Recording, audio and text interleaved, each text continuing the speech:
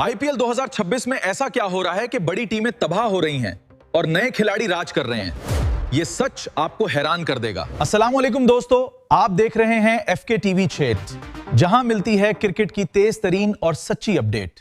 पहले बात करते हैं पंजाब किंग्स की। डाप ने लखनऊ सुपर जायंट्स को 74 रन से शिकस्त देकर सबको हैरान कर दिया। 254 रन का स्कोर। ये आम बात नहीं, ये डोमिनेशन है, नए खिलाड़ी जैसे, और ऐसा खेल रहे हैं कि बड़े बड़े नाम पीछे रह गए हैं। दूसरी तरफ की हालत खराब बात, अहम खिलाड़ी इंजरी का शिकार। टीम पहले ही स्ट्रगल कर रही थी, अब मुश्किल और बढ़ गई है। ने सीएसके को हरा दिया और नन ने आरसीबी के खिलाफ जबरदस्त जीत हासिल की। बहुत खूब दोस्तों, सच यह है कि आईपीएल 2026 अब सिर्फ बड़े नामों का खेल नहीं रहा।